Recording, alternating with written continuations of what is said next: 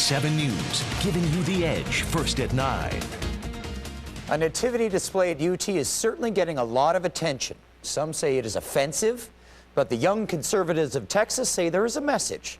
Fox 7's Jenni Lee is joining us, and Jenni, this display is an attack on the ACLU. And that's the point, Mike. And when we asked an ACLU board member to take a look at that display to get a response, things got a little heated.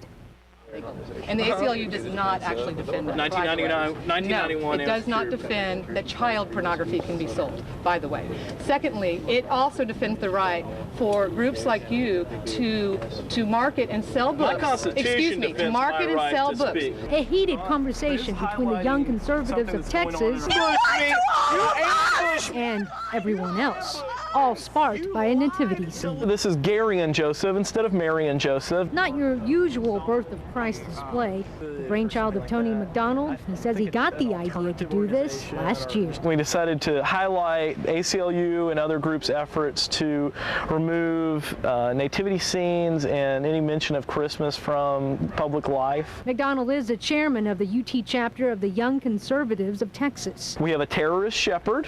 That's because the ACLU has opposed nearly every anti-terror measure since 9/11. There's also a Nancy Pelosi angel, no baby Jesus, and the name nativity scene changed to solstice barn.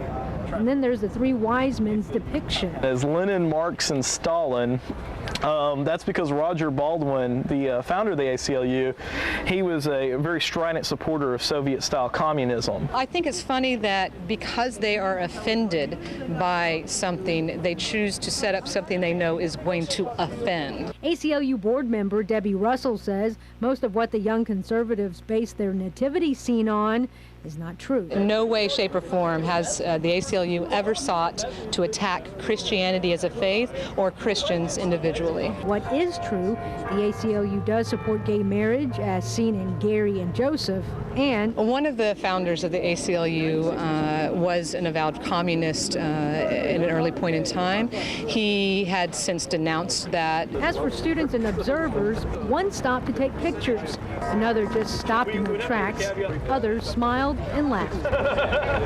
But for many, it wasn't funny. I think it's a pretty gross misrepresentation of the ACLU. I think it's a little outrageous.